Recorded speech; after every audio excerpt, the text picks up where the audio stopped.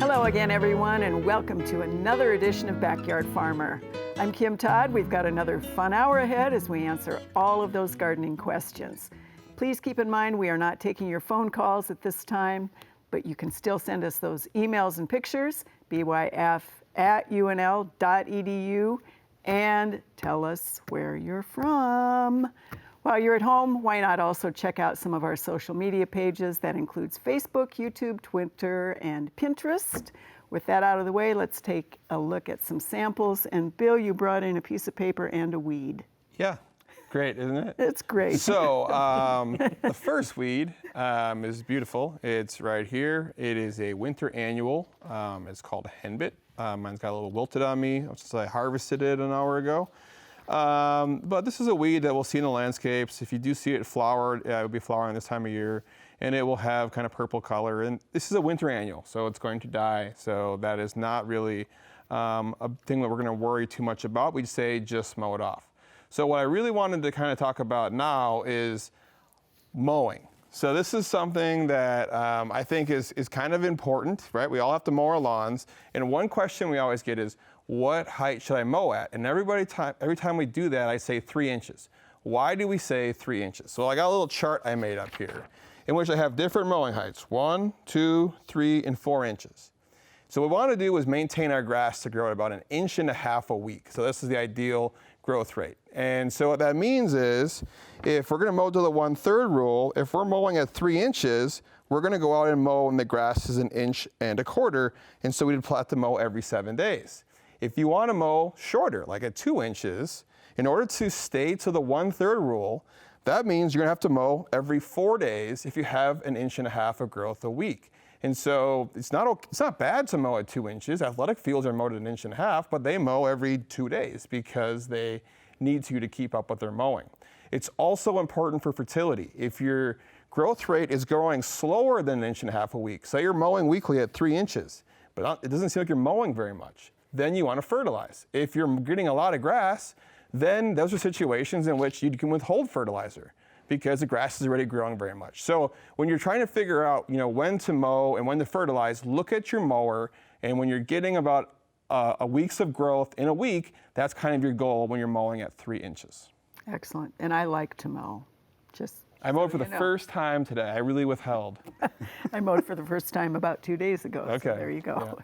All right, Kyle, we've had, I don't know how many questions about this particular issue, so let's talk about it. A lot, yeah. So I just have some lilacs with some black leaves that are showing up, and yeah, a lot of questions about them. A few different things that they could be. So a lot of the questions have been about bacterial blight of lilac, and so that is a bacterial disease caused by Pseudomonas syringae. And it likes kind of cool, wet springs, kind of like we've had, well, I guess it's been dry recently, but it's been pretty cool as well. And the Pseudomonas syringae, the bacterial blight, just causes this black coloration, but this is the exact same thing that frost damage does to lilacs as well. So really, instead of talking about the disease, I'm going to be talking about distribution. And one way that I like to differentiate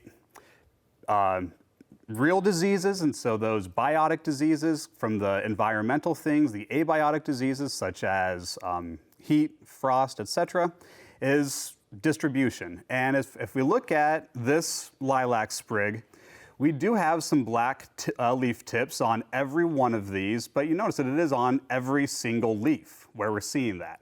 And it's also about the same, it's progressed about the same down each leaf.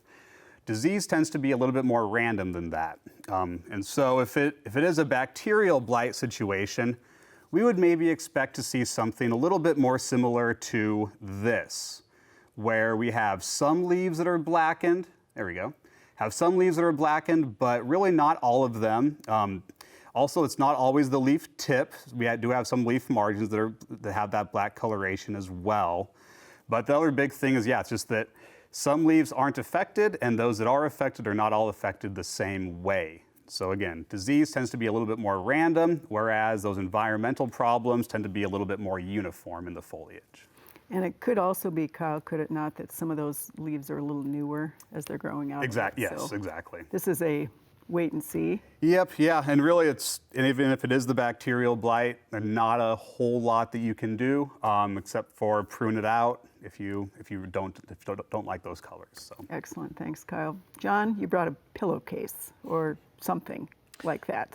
I was going to also bring my sewing machine and make some masks. There you go. But it probably won't work. So you'll notice this is a very thin material. And this is actually a gardening implement. I took this out of my own garden shed. This is frost cover material. So we might have noticed that temperatures are going to dip a little bit in some areas of Nebraska this coming weekend. And I don't know that we're going to get down to like the actual frost level. If we're looking at the, quote, last frost date, that's typically around 32 degrees. But there still could be some damage to some of those warm season things if you already have them out. If you got ahead of the curve or were right on time, like for Omaha, our last frost date is May 4th. So some people might already have their tomatoes, like me, in the garden. So I might want to cover them because especially if it gets down to 37 or 36. So this is what the material is. You can buy it at a garden center. It comes in a big long roll, and you just roll it out and cut it to however much you need. And it gives you a few degrees of protection. This is a thinner one, so it'll give me, I think, about 3 degrees of protection. You can get thicker ones that give you more degrees of protection. But that should be all that I need to protect my crops, my tomatoes and peppers from frost this weekend. But it also can serve as an insect barrier. So in the summer, if I have some things that I want to protect from insects, instead of spraying them, I can put this on. It especially works for things that don't need to be bee pollinated. So those are like the leafy greens, the crops like that, and even tomatoes. Tomatoes are not bee pollinated, they're wind pollinated. So we could use this if we needed to protect from some insects from time to time. If it does need a bee pollinator, like a cucumber or a squash, you can use this to keep the squash bugs and squash borers off until you have to uncover it, and that will extend the life if you can keep them off for a longer period. Excellent. Floating row cover. Floating row cover. All right, thank you. That's really what it's called. Okay. All right, you have a series of weeds because you love them so much, Bill. Yeah, I love it. This first one is actually from a Lexington viewer. She says she's had this very invasive plant. She's been digging it for years. Grows everywhere, even in the turf. And then we have a second picture from a different viewer of exactly the same plant in its full, beautiful glory. What is it and what do we do about it? Yep, this is Star Bethlehem. It's a perennial. Kim brought a nice sample for me to show here right now. This can be a problematic weed, especially in our state and kind of this latitude across the United States through like Tennessee. And so a lot of the traditional herbicides that we would use to control weeds may not work on this particular weed. And so if you're having no success by removing it with any kind of mechanical fashion, there's 2 herbicides you can use. One is sulfentrazone. It's in things like Dismiss or Q4. That will actually control this. Another one is carfentrazone, which is in a product called Quicksilver. It's a contact herbicide. That can have some success. I think it requires multiple apps on that one. So if you can find a product like Q4 or Dismiss, you might be able to finally control this chemically. Otherwise, it's going to continue to be a problem for you in your landscape. All right, and then you've got another weed. This is actually a person who was cleaning up a garden at a nonprofit. Found this sticky plant covering the ground. Most plants are about that size. What's that one? That's bedstraw. And is this something that you guys plant like as protective, or does it just get in there? Because I've wondered about that. Because you do see it in these. No. We plant one that looks like that. That's called sweet woodruff. Okay. But it's not that. It's not that one. Yep. Okay, so that's it's another one that we might be seeing. If it's in a garden, you want to be careful with any kind of like a herbicide type of approach, because you don't want to treat any of your crops that you're getting into that garden. So if it's before your crops go in, some kind of non-selective control would be something you could think about. We had at one point we had a war with bedstraw on Backyard Farmer. I think Fred Baxendale started it. throwing it at people because it does stick to everything. All right, so now we have aspens. This is your series of pictures. We had actually at least 2, and I think we have 2 or 3 more in our inbox.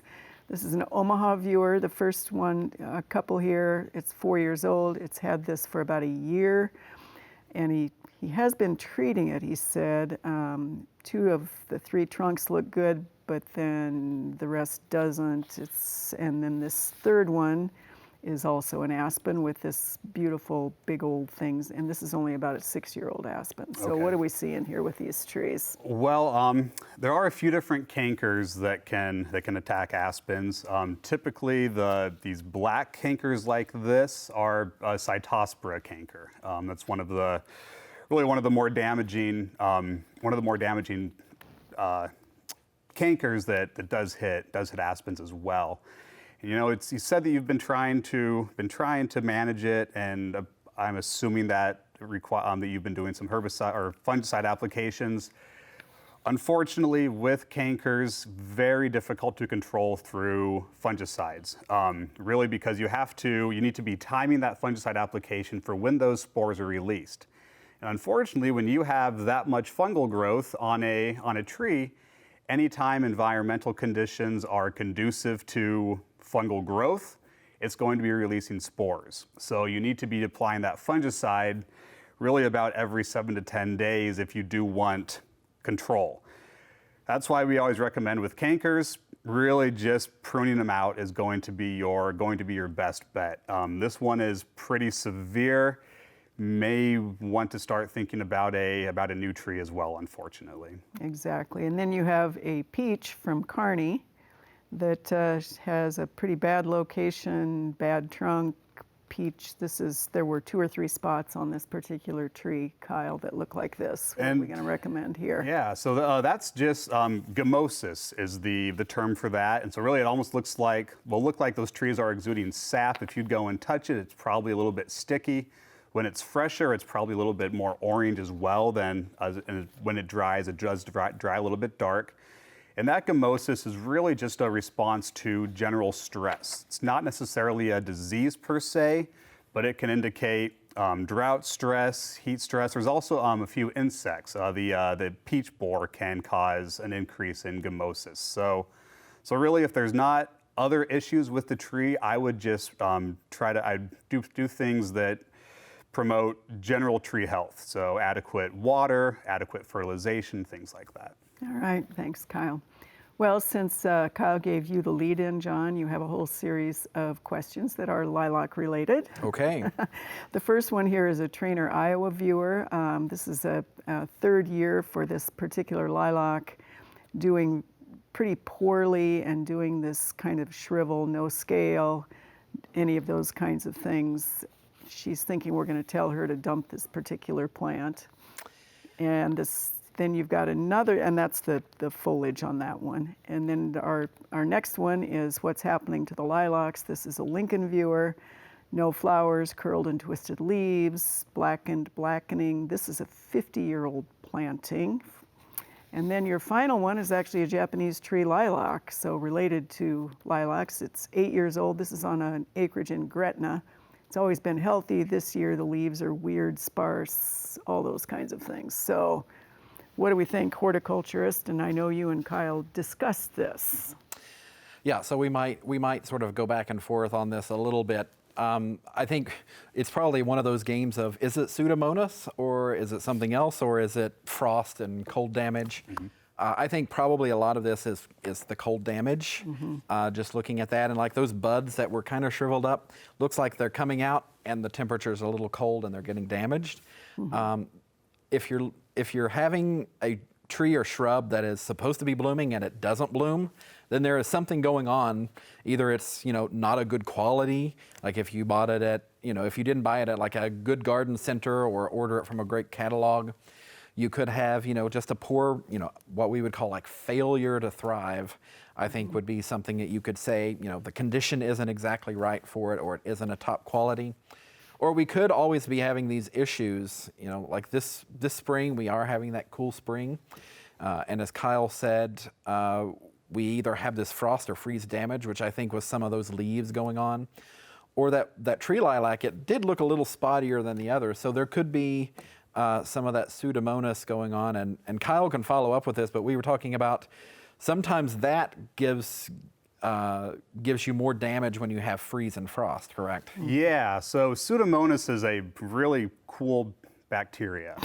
Well, these homeowners don't think so. Well, touche. It's as a pathologist, I think a lot of things are pretty exciting that other people don't like. So, but Pseudomonas, it does this thing called ice nucleation, which basically, when it gets down into freezing temperatures, the cells just form really large crystals, and that can cause more damage on its than with either frost damage or Pseudomonas on its own. And so if you are seeing some of this damage, the blackening of the leaves, maybe blackened stems, but they're also seeing that there are some spots across the leaves as well, and it's not entirely uniform.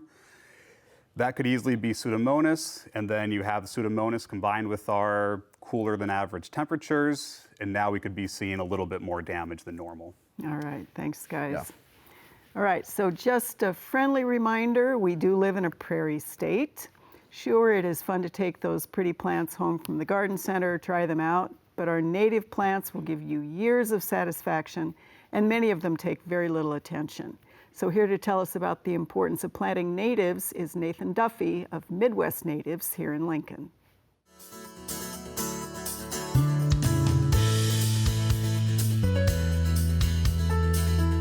I'm passionate about native plants because we live in an area that used to be tall grass prairie. Unfortunately today, what used to cover most of the Midwest is now only 1% remaining. Due to that type of extreme plant loss, unfortunately, we have lost also much of our pollinating insects and wildlife that depend on those habitats for survival. We're losing our native bees, we're losing the monarch butterfly, and we're losing a lot of the bird species that migrate through or live here year-round that depend on those insects for their food source. It really is up to us now to bring some of these native plants back to our home landscapes, to our cities, so that we can conserve and promote these animals before it's too late. In addition to benefiting pollinators and wildlife, native plants can be great for home landscaping because they can really help us reduce our resource usage. Native plants require less water, no fertilizer, they're very low maintenance, they tend to be more pest and disease resistant than other common landscape plants. And using an array of native plants, we can have blooms all season long from April even into November. Here at Midwest Natives, we grow over 300 species of non-cultivar native plants, many of which are grown from locally collected seed here in eastern and central Nebraska. And that can pose some interesting challenges that you don't usually see in a normal greenhouse operation. Most native plants require a process called stratification in order to germinate. Stratification is a specific period of cold and wet conditions that the plant must go through, similar to if the seed was outside over the winter. Most native plants require 30 to 60 days of stratification. Others can require as much as up to 120 days, and some only as little as 10. So because of those differences, we have to have extra planning and coordination on our end so that all of those processes can end at the same time and we can plant all of our seeds in March. Some of our favorite plants for home landscaping are butterfly milkweed, aromatic aster, and prairie liatris.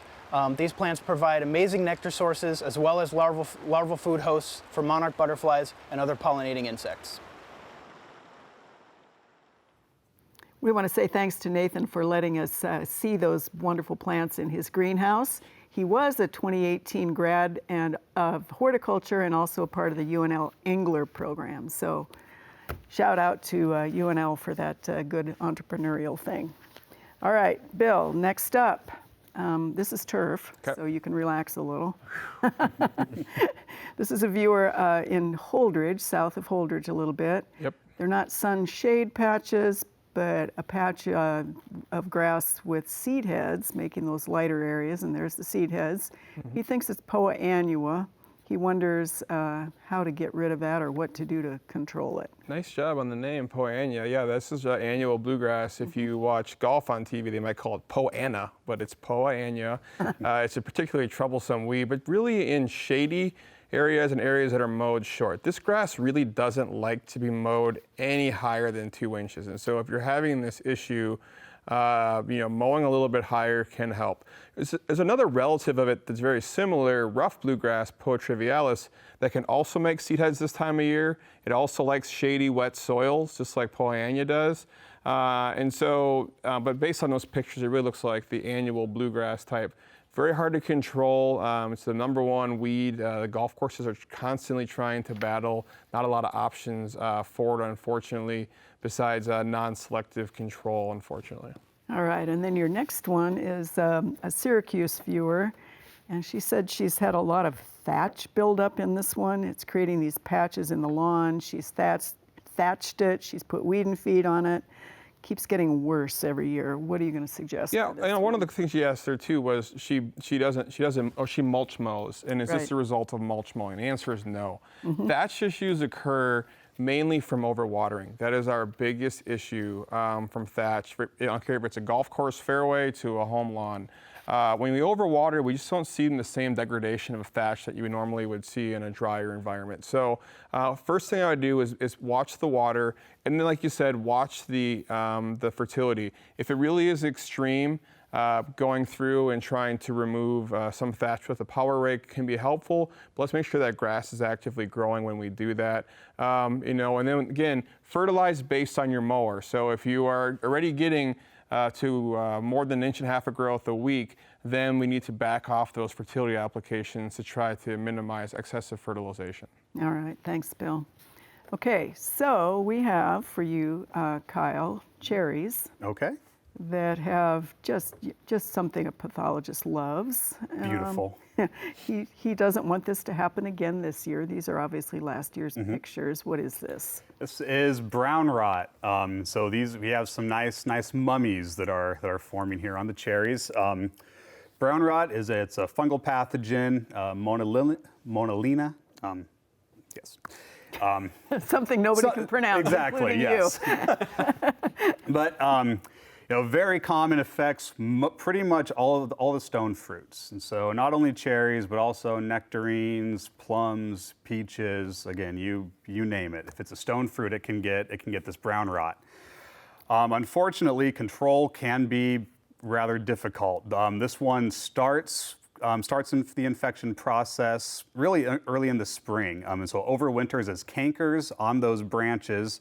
So if you are seeing the same branches that are affected year after year, maybe think about going and pruning those branches out because there's likely a canker there that's where it's overwintering. The other big thing to do, especially in a homeowner situation, is to make sure that you're removing those mummies at the end of the year as best you can. And so a lot of times those mummified fruit, they'll stick to the they won't drop. And so if you can go through and actually pluck them off yourself, that will help a lot.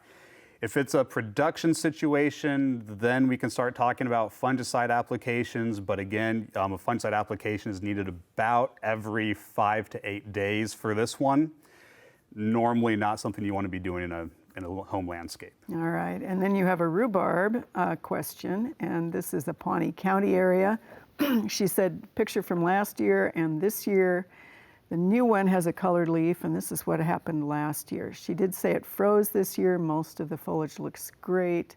She's wondering, what is this going on, and can she still use it? Yeah, and this one was a little bit tricky. Not 100% sure what's going on, and so these red leaves with kind of these blotchy lesions like this, this really can be frost damage.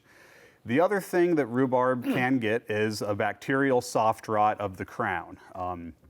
And typically that's really going to just primarily affect growth, and the rhubarb won't be producing near as much after a couple of years.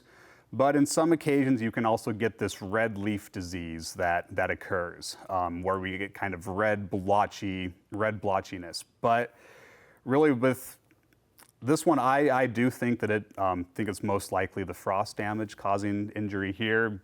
Whether or not they can still eat it, John, I would. Just don't eat the leaves. Yeah. What? And you're not supposed to eat the I leaves know. anyway, so don't eat the leaves, period. Right. Right. Okay, thanks, Kyle. John, you have a couple of pruning questions that have nothing to do with outside trees. Right, yeah.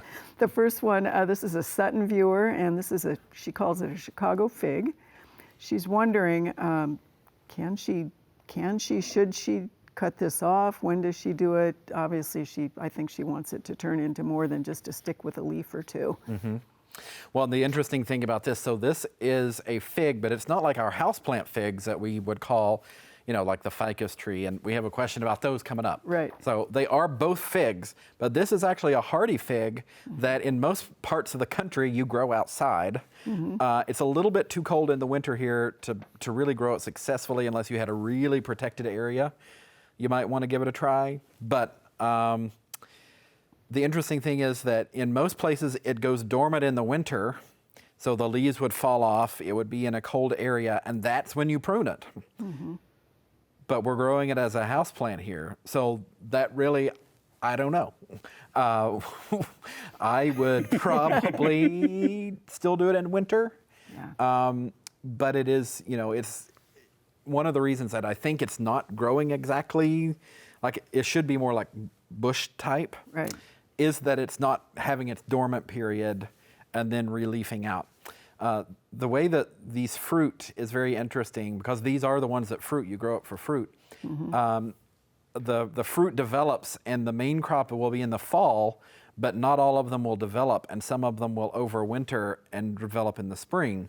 I'm not sure how growing it inside will affect that cycle. All right, so we may have some follow-up with her on that. We may have some follow-up. All right, you also have a fig, but this is Jamina, and this is a variegated one, and his question really is that it's losing all of its leaves. Classic.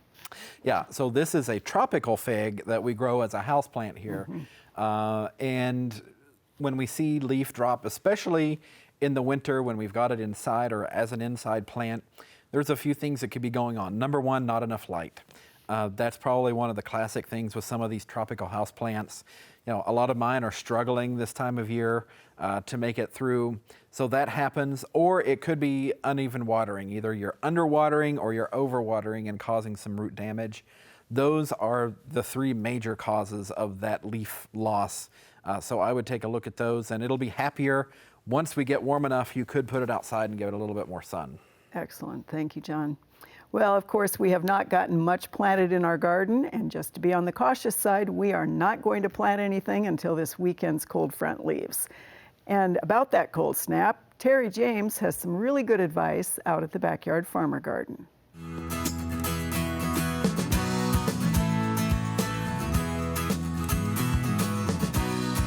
This week in the Backyard Farmer Garden, we are working with Mother Nature again. It's been so lovely and so nice and warm, and now she's sent us a curveball, and almost for the extended forecast, it's going to be cool, not cloudy, a little bit of chance of rain here and there, but we're going to have to change our plans again. Plants are staying in the greenhouse probably at least for another week before we start hardening them off, but we do know that lots of people across the state have actually put some stuff out. So some of those crops like your radishes, your lettuces, your cole crops, all those are probably going to be okay on these next couple nights where it's going to get down into the mid to low 30s. But if you have put out some of your peppers, tomatoes, eggplants, or those kinds of warmer season crops out in your garden already, you may want to think about covering them up with either blankets or sheets or buckets. So take care of your garden and stop by the Backyard Farmer Garden and check us out. Right now, it is time for the lightning round. Are you ready, John? Always ready to go. All right. Well, this one is appropriate after your last set of pictures.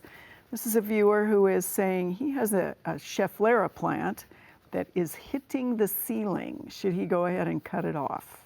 Yeah, you can prune that up. We grow that as a tropical house plant, so you can prune it.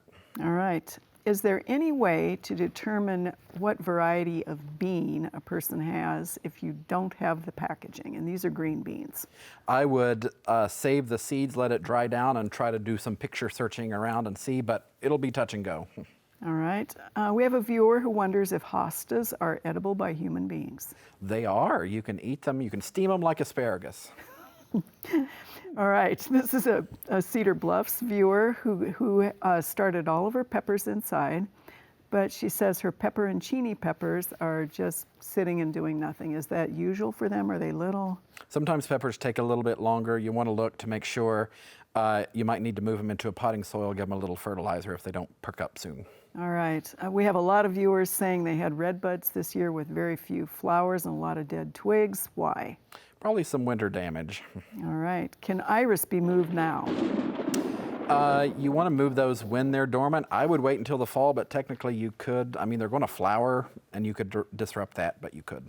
All right. Nice job. That's tough. Are you ready, Kyle? Yeah, I just want to know more about eating hostas, though. Well, the rabbits do, so. Yeah, rabbits and deer like them, so humans can eat them too. Perfect. We'll have a cooking show next. I look forward to it. Yeah. All right, Kyle, a lot of people had horrible pear spots on their leaves, on their ornamental pears last year. And they've already leafed out, at least in the eastern part of the state. Is it time to spray or is it too late? It depends as always, it depends what it is. If you are dealing with pear rust, so you were seeing some of that growth on the underside of the leaf last year, now would be a good time, kind of right as those flowers are beginning to open is when you want to time that spray. All right.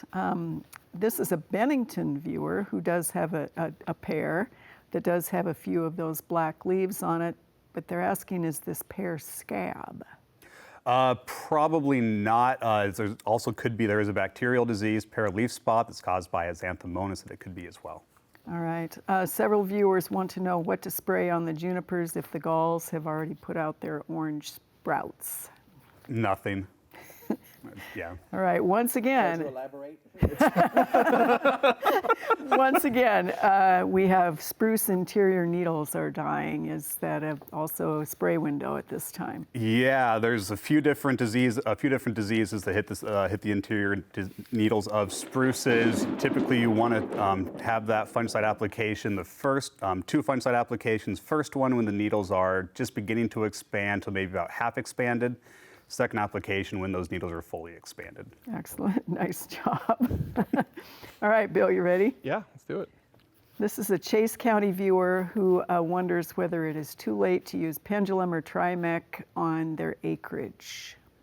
No, it's still in time for that. Trimec, if you're for dandelions, if you want to clean those things up, we do it after they flower. So this is our second best time besides late fall. All right, and then they're also asking how much moisture is required to activate those ingredients. You want some moisture down just to kind of get it into the soil and to disperse through the soil. So hopefully we'll get some here this week. All right, nut sedge questions are coming in. Treat how and when? Yeah, now. If you're starting to see growth, we're finding that the earlier we treat, the better. Things like sedgehammer, dismiss, they can control nut sedge. All right. Is there any specific treatment for clover in turf for somebody who doesn't want the clover? It's a lot of treatments, but a lot of the broadleaf herbicides can work, but again, it's more about timing, and those are fall applied. So we got to put on your calendar, spray the clover in the fall so you don't forget about it. All right. If dandelions are sprayed and they still flower, will the seeds be viable? They might be. There's so many seeds everywhere that I'm not too worried about it. But now if they go to that seed phase, again, that's when you do that second application to clean them up so you don't have the problem next year. Excellent. Thank you, Bill. Yep. All right, John, plants of the week. So plants of the week, we have two right here. So this is, the yellow guy here is the heartleaf yellow Alexander. It's native, early flowering, and it grows well in our rain garden here. So if you have a place that, takes a little extra moisture sometimes, but also can be dry, it actually will thrive in that kind of area.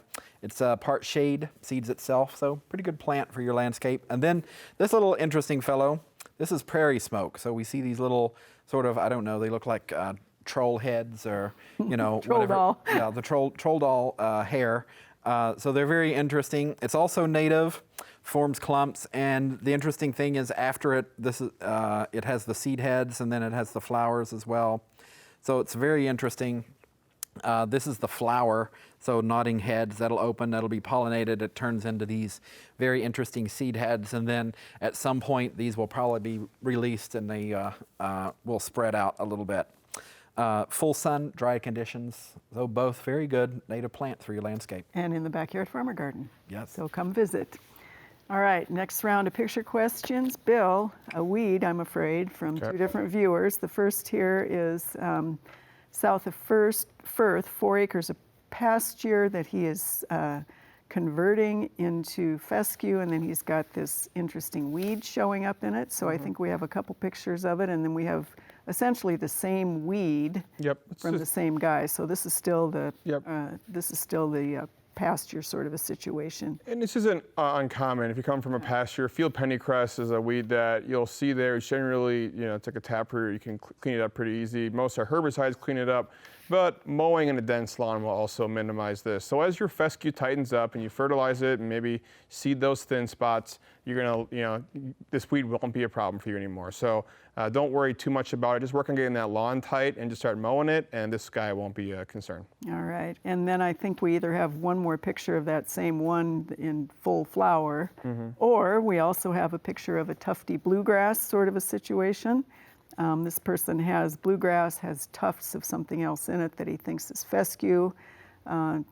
There's the weed again, so Yep. is that? That's the same, That's yep. pennycress, That's the same okay. pennycress. So your grass one here, he doesn't think it is goosegrass. He thinks it's too early for crabgrass. Yeah, no, it's definitely too early for crabgrass. It's starting to germinate now, so if you are going out with a preed, something like a dimension dithopyr would be good. Yeah. The cool weather is going to open the window even longer. If you do have the grass in the next picture, that is definitely a tall fescue. I don't think it's quackgrass, and the grass around it was just like a bluegrass or an improved version of tall fescue. All right, excellent. Thanks, Bill. Okay, so this is a tree question for you, Okay. and it is a Tobias viewer, Okay. and they have a pine that is getting some sort of a knot in it, and you can see them on the branches. Any idea what that might be? Not 100% sure. Most likely, again, some sort of canker. Best thing to do would just be to prune those out. All right, and that tree is not in the best of health. by the No, way. it's not. Yeah. So your next one here this is Harlan County Reservoir, and they have pines, as do so many other people in the state that are doing this. A lot of the needles turning brown. I think we have a close-up on this one. It does look like the buds are maybe viable. What are we going to recommend here? Yeah, so as I zoomed in on this, it looked like needles are brown, but there are also some kind of darker bands that were across the needles as well, and that's pretty characteristic of Dothystroma needle blight, which is probably our most common disease of pines at least that I see in the diagnostic clinic. Again, once you have the needles that are fully brown like that, that's a little bit later infection. Early on, there will just be kind of smaller spots. And again, another name for this disease is red band disease. So if you are seeing these reddish bands across the needles about this time as well, that's an indication of it. As far as control for that, it does respond fairly well to fungicides. And so if you would do a copper fungicide, really right about now it would be a great time for it. And then again, a second treatment once those needles are fully expanded. So again, in maybe 4 to 6 weeks. All right, thank you, Kyle. All right, John, you have a question about a squash canopy. And this is a viewer who saw this, which is, of course, squash hanging on an arbor. They want to do the same thing.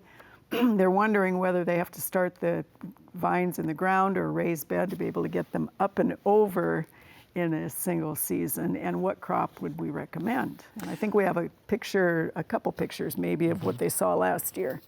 So most of the squash plants that are vining, so you want a vining type, because some of them are bush type, they won't grow up that. So you want to make sure it's a vining type.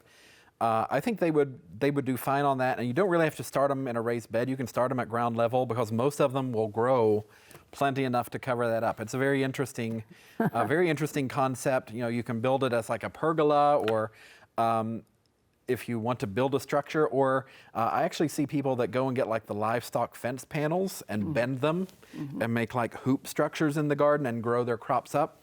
One of the benefits, you saw those pumpkins and squash hanging down, so you don't have to go digging through those vines to harvest. They all hang down. The one thing you want to keep in mind is you don't want to like have a giant fruiting variety. Like you don't want a giant pumpkin because it's not going to hang on that vine. So you have to do the smaller fruited varieties. You can even do like watermelons, cucumbers, squash, all the smaller type ones you can do. Excellent. And then you have another question, and this is asparagus. So he said he planted 5 and 5, looking forward to harvest. This year he only had 1 sprout, and he dug down to see if he could find anything. He couldn't. So what do we think happened? So I think probably we could have had some wildlife damage, so there could be some voles. They come along and eat the roots of plants. So if you can't find any roots anywhere, that could be an option. Also, even though we have that 1 plant, by now, unless this is like a few weeks ago, you should probably have a few more than 1 stalk. They could have been that they were planted too deeply, and that could have caused them to not have enough energy to get up out of the ground, and then they sort of fail to thrive and they might die off. All right, thank you, John. Well, Mother's Day is Sunday, and you might be scrambling to get some of those flowers arranged for her. Excuse me. We asked Todd Fowler of Fowler Landscapes in York to help us with some other ideas that would help make Mom happy as well.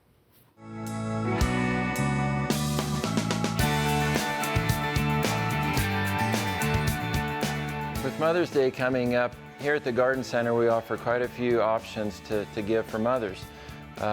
Roses are one item that work really well. The tea roses give you that long stem look. Various colors work well around sunny areas in the landscape. Just be ready to prepared to mulch them in really well. Also hanging baskets. We often use the pulp basket so that it goes with every color in the annual mix. So often you see plastic that kind of clashes with the colors of the annual, so we like to go with a natural color. Plus they're cooler. The paper pulp that they're made out of is cooler and they do better with the plants. There's nothing wrong with something that you can bring in the house as well. Succulent planters work very well indoors during the winter, and then you can set them out during the summer in some shady or light sunny areas. They don't have to be in direct sun even though they're succulents. But many combinations of succulents, creeping ones, vertical ones, and filler ones, all different colors and textures.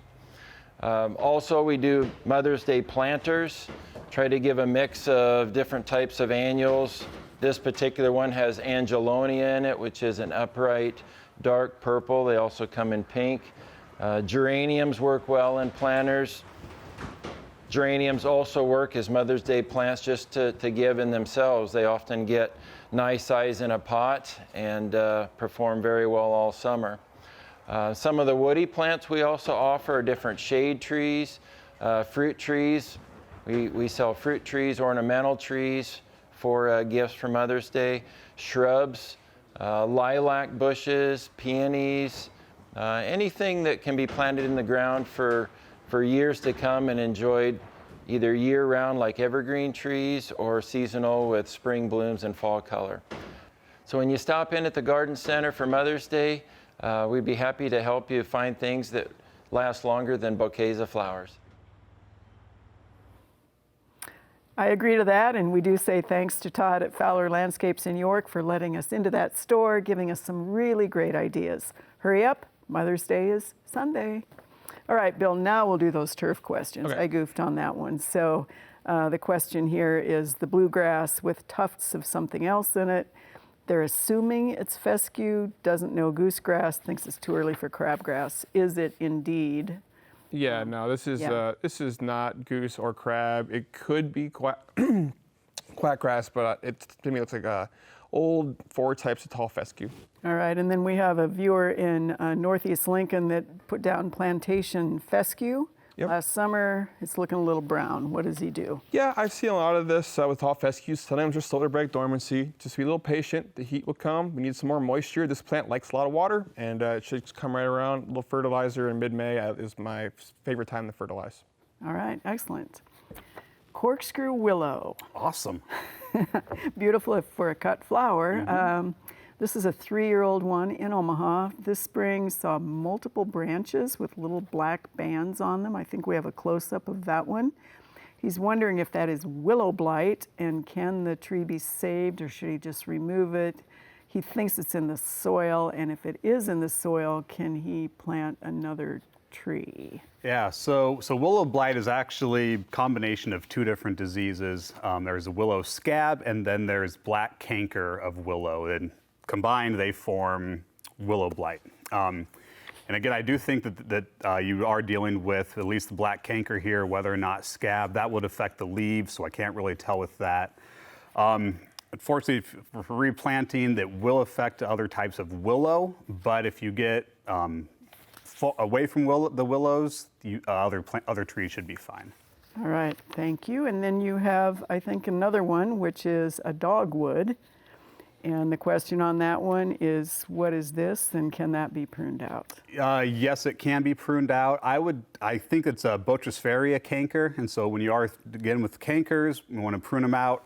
Want to make sure we're pruning at least 8 to 12 inches down beneath where we're seeing that lesion to make sure we do get all of that fungal or bacterial pathogen. All right, thank you, Kyle. You have 2 plants to identify that are not veggies. I'm sorry, John. The first one is in Hickman. He said it was living under a peony when they bought the property. It's decided to expand its territory. What is it? It's a cute little plant. It is. Unfortunately, it's invasive. Yeah. This is lesser celandine, and it is on the invasive species list, so that's why it's spreading. It will take over. So it's come in as a weed and sort of will take over your garden and the whole neighborhood if you let it. Okay, all right, and then you have another one, and this is a Bennington viewer, just sent this one in. He found it in the hollyhock garden. John, what is this?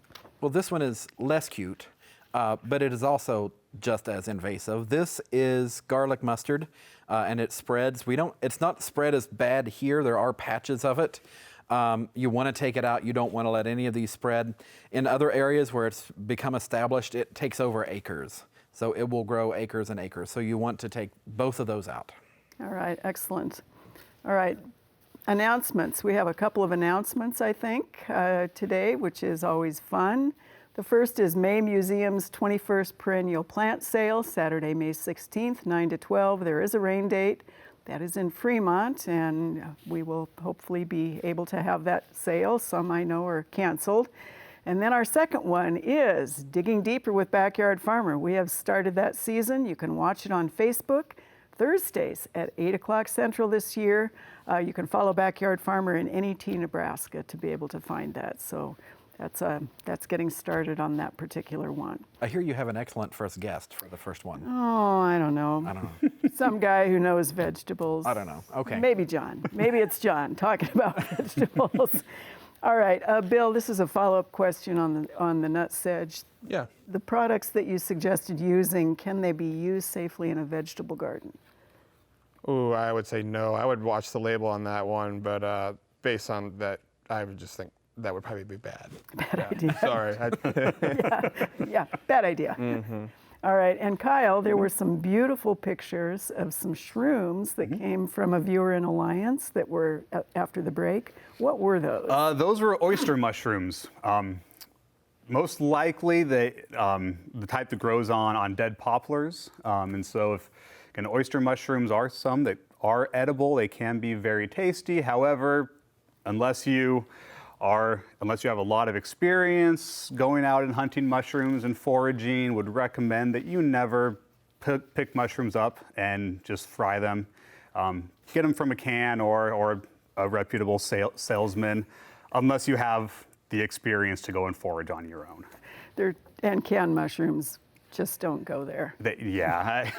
Just don't go there unless you They have a thing at the grocery store called a produce section. You can buy mushrooms there. Are there more cans in the produce section? All right. Right, you guys. And John, so really, really quickly, should people cover their tomatoes and their peppers for the next couple nights across the state? I don't think it would hurt to be safe. I don't know that we're going to get down to those critical temperatures to damage it. It could be just very localized, so you want to go ahead and do it.